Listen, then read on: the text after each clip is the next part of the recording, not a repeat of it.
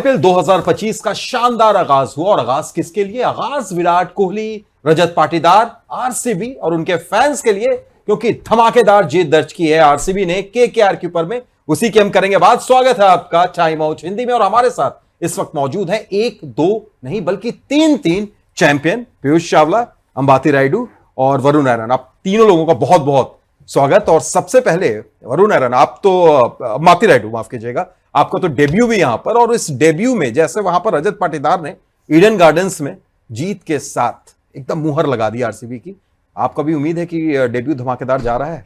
बिल्कुल जा रहा है। और आरसीबी का जीत देखने के बाद तो और खुशी हो रही है। और ये साल तो कुछ अलग ही दिख रहे हैं, अलग अंदाज में नजर आ रहा है पूरा टीम, और एनर्जी भी कुछ अलग है, स्पेशल दिख रहे हैं। बिल्कुल। और यहाँ पर आपके आने के बाद थोड़ी सी एनर्जी यहाँ की भी बदल गई है। और पिछले बार जब हम लोग बात कर रहे थे, आपकी बॉलिंग पर बात हो रही थी बार बार पीयूष, लेकिन इस बार आप अब दूसरे की बॉलिंग पर बात करेंगे। यही एक मजा आईपीएल का भी होता है। क्यों? देखिए, बॉलिंग की अगर बात करें ना, तो अभी भी बॉलिंग में थोड़े से जो आरसीबी को जो बॉक्सेस है वो टिक करने बाकी है, क्योंकि स्पिनर में कृणाल ने अच्छा डाला, लेकिन एक और जो साथी स्पिनर है आपको वो चाहिए। यश बहुत नए हैं। जब वो केकेआर के लिए खेलते थे तो वहाँ पे सुनील नारायण होते थे, वरुण चक्रवर्ती होते थे, वो दबाव बनाते थे, तो उसके बीच में आके वो गेंदबाजी करते थे। पर यहाँ पे अब वो दबाव बनाने का काम यश को करना है, वो बॉक्सेस टिक करने हैं। और फिर जब एक बार भुवी फिट होके आएंगे, फिर डेथ ओवर में किस तरीके से गेंदबाजी, क्योंकि आज डेथ ओवर की वो जो गेंदबाजी थी ना वो टेस्ट हुई नहीं है, क्योंकि विकेट गिर गए थे, बहुत जल्दी कोलैप्स हो गई थी केकेआर की बैटिंग लाइनअप। तो डेथ ओवर और वो स्पिनर वाली जो बॉलिंग है वो देखना होगा किस तरीके से चलती है। बिल्कुल, और उस पर हम डिटेल में बात करेंगे वरुण, लेकिन उससे पहले जिस अंदाज में ये आरसीबी की जीत हुई, आपको एक चेस करना है, बहुत छोटा टोटल भी नहीं था, 170 प्लस चेस करना है, तो ऐसा लगता है कि कॉम्पिटिटिव टोटल है। लेकिन जिस अंदाज में आरसीबी ने चेस किया, विराट कोहली, फिल सॉल्ट 16.2, यानी मतलब आपने सामने वाले को मौका भी नहीं दिया, ये एक बहुत ज्यादा मोटिवेशन मिलेगा आरसीबी को। जी, वो लोग कमिट किए एक स्टाइल ऑफ प्ले के लिए, और वही स्टाइल ऑफ प्ले खेले वो लोग, स्पेशली फर्स्ट ओवर से जो एक 20-21 रन का ओवर गया था, उसके बाद जो उन लोगों का मेन विकेट टेकर उसको टेक ऑन किया उन्होंने। और फिर उसके बाद जैसे ही आप पावर प्ले में आप अपनी टीम को ऐसे स्टार्ट देंगे तो फिर बाकी मैच बहुत ईजी हो जाता है कोई भी टीम के लिए।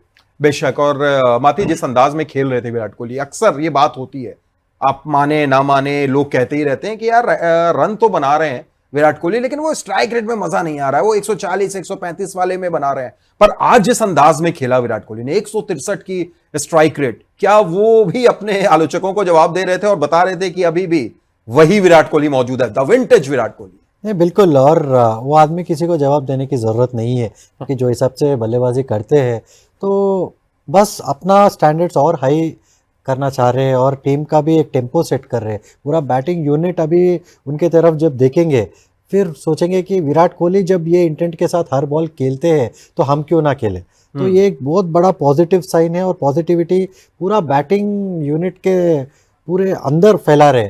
तो मुझे लगता है कि ये बहुत अच्छा लीडरशिप का भी एक क्वालिटी है, और ये आरसीबी के लिए बहुत बहुत अच्छा पॉजिटिव साइन है। और क्या पीयूष के यहाँ पर एक चीज उनके लिए बेहतर ये रही कि जब फैफ डु प्लेसी और कोहली की जो साझेदारी रहती थी, जो जोड़ी रहती थी, वो जोड़ी टूटी, और सॉल्ट के तौर पर एक ऐसा ओपनर मिला, लग रहा है कि शायद एक अच्छा, मैं ये तो नहीं कहूंगा उनसे बेहतर, बट एक अच्छा बैकअप या अच्छा रिप्लेसमेंट कह सकते हैं हम सॉल्ट को। देखिए, सॉल्ट हम सबको पता है किस तरीके से बल्लेबाजी करते हैं, उनका एक ही तरीका है खेलने का, वो आक्रामक अंदाज।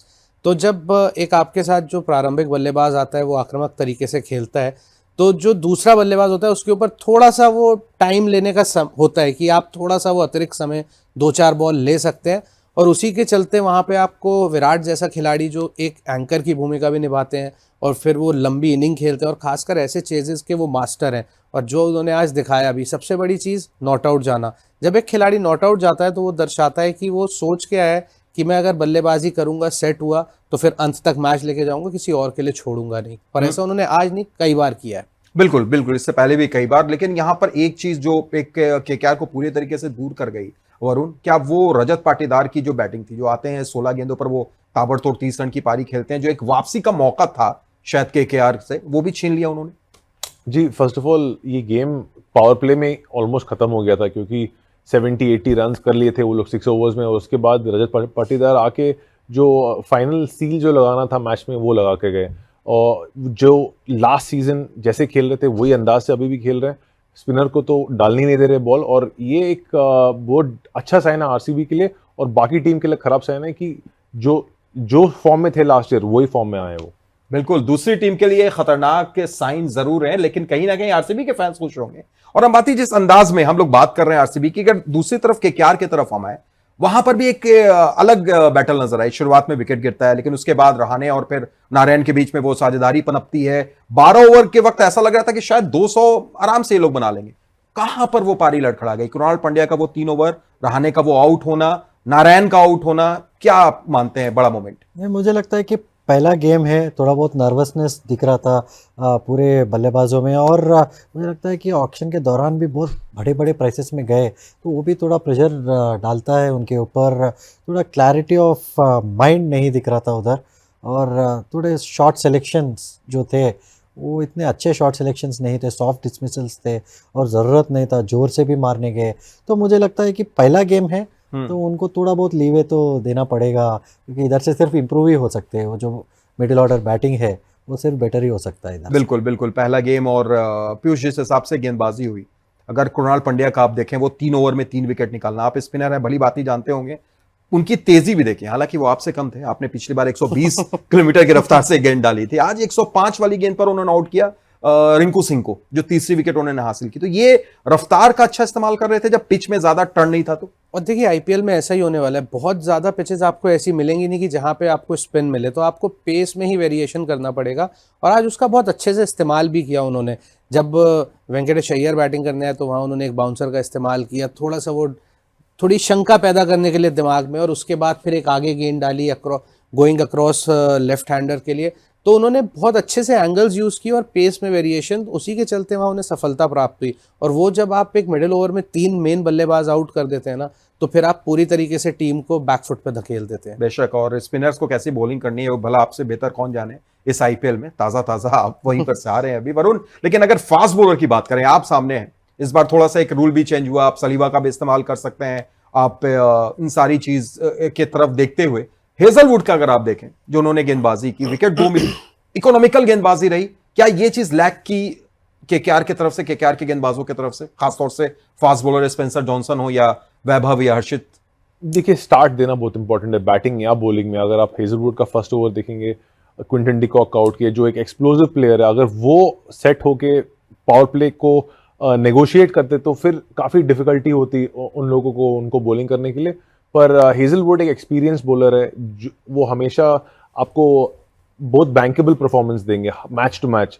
रेयरली हेजलवुड आप देखेंगे कि इनकंसिस्टेंट रहेंगे। तो हेजलवुड का जो काम है वो पूरा किया आज, जो ब्रेक थ्रू दिला के। उसके बाद डेथ में देखिए, वैसा कोई बैट्समैन नहीं था हेजलवुड को चैलेंज करने के लिए, पर फिर भी वो जो प्लान्स था उनका अच्छा एग्जीक्यूट किया उसने। तो एक शानदार खरीद कह सकते हैं हेजलवुड के तौर पर, जो दिखने लगी है। जी 100% वर्ल्ड का one of the best fast bowlers है हेजलवुड, और एक इंपॉर्टेंट बाय और एक इंपॉर्टेंट पीस ऑफ जो आरसीबी का पजल है वो रहेंगे इस बार। और ये चीज शायद हम बैठी लगता होगा केकेआर को कि सॉल्ट को जो जाने दिया हमने, वो थोड़ा, हालांकि जैसा आपने पहले कहा, ये पहला मैच है, अभी काफी मैचेस पड़े हुए हैं, अभी काफी लंबा ये टूर्नामेंट है, लेकिन फिर भी वो सॉल्ट की कमी थोड़ी सी खली आज। नहीं, बिल्कुल वो तो नज़र आई, क्योंकि डिकॉक वैसा फॉर्म में नज़र नहीं आ रहे जो पिछले कुछ सीज़न में नज़र आ रहे थे। तो मुझे लगता है कि अभी भी अर्ली डेज है, क्योंकि उनके पास गुरबाज भी है जो ताबड़तोड़ बल्लेबाजी कर सकते हैं ऊपर, पहले पावर प्ले में, फिर बाद में भी बहुत अच्छा स्पिन के खिलाफ भी अच्छा बल्लेबाजी करते हैं। तो उनके पास विकल्प तो है, मगर बस आगे जाके देखना पड़ेगा। और फिल सॉल्ट को तो ज़रूर मिस करेंगे, और आरसीबी का खुशकिस्मत है कि अभी आरसीबी में पहुंच गए। पीयूष, आखिर में केकेआर के साथ आप रहे हैं काफी दिनों तक, चैंपियन भी बने हैं आप 2014 में वहां पे। इस टीम को आप जानते हैं, बड़े अंदर से जानते हैं, अच्छे से जानते हैं, कम बैक के लिए भी जानी जाती है। अभी पहला मैच है, बिल्कुल राइट ऑफ नहीं कर रहे हैं, ये टीम आएगी वापस। देखिए पहला मैच, आप पहले 2-3 मैच तो किसी टीम को राइट ऑफ कर ही नहीं सकते हैं, क्योंकि आप देखते हैं फ्रेश ऑक्शन के बाद कि कॉम्बिनेशन क्या खेलेगा, आप सारी चीज़ें जो हम वो बात करते हैं कि पजल के सारे वो पीसेस एक साथ लगेंगे, किस तरीके से लगेंगे। जो केकेआर के नज़रिए से अच्छी चीज़ रही कि जहाँ पे छोड़ा था सुनील नारायण ने, उन्होंने वहाँ से शुरू किया बल्लेबाजी में, और अजिंक्य रहाणे बहुत बड़ा पॉजिटिव, और बाकी के खिलाड़ी भी चिप इन करेंगे। हम पता कि रिंकू के पास क्या क्षमता है, और वेंकटेश अय्यर के ऊपर इतना भरोसा जताया, तो उन्हें भरोसे पे खरा उतरना पड़ेगा। लेकिन थोड़ा दबाव ज़रूर रहेगा, जैसा राइडू भाई ने बोला कि वो कहीं ना कहीं खिलाड़ी कितना ही बोले, पर दिमाग में आता है कि मेरे ऊपर बहुत भरोसा जताया, तो मेरे को वहाँ पे कुछ स्पेशल करना है। और गेंदबाजी में भी अगर आप देखेंगे, वरुण चक्रवर्ती हैं, फिर उसके बाद सुनील है, लेकिन फास्ट बॉलिंग थोड़ा सा पिछले साल के मुकाबले थोड़ी हल्की नजर आ रही है। क्या नौखे को आप देख रहे हैं आने वाले मैचेस में? अभी इट्स टू अर्ली टू से, क्योंकि नौकी और स्पेंसर जॉनसन में बहुत ज़्यादा फर्क नहीं है, और आप चाहते भी नहीं है कि तीनों फिर आपके राइट आर्म हो जाए। एक लेफ्ट आर्म कुछ अलग एंगल क्रिएट करता है, तो मेरे को लगता है कि too early to say anything. अभी 2-3 मैच देखने पड़ेंगे कि कैसे ये टीम खेलती है। बिल्कुल, तो अभी जल्दी है कुछ भी कहना, क्योंकि भाई मैचेस अभी काफी हैं और ये टीम कमबैक के लिए भी जानी जाती है। फिलहाल बहुत बहुत शुक्रिया पीयूष, अंबाती, वरुण आपका, आप आए, आपने वक्त निकाला, बात की। लेकिन आप ये याद रखिए कि आरसीबी के फैंस अगर आप हैं, खुश आप जरूर हैं, लेकिन केकेआर वालों को इतना हल्के में मत लीजिए। वो कब वापसी कर सकते हैं, क्या कर सकते हैं, सब कुछ पता है। और यही आईपीएल का मजा है, जैसे जैसे टूर्नामेंट आगे बढ़ेगा वैसे वैसे रोमांच भी ऊपर जाता रहेगा। और रोमांच आप कहां अच्छे तरीके से देख सकते हैं, भुना सकते हैं, यहीं ESPN क्रिकेट इन्फो हिंदी पर। तो फिलहाल दीजिए इजाजत, लेकिन फॉलो करते रहिए।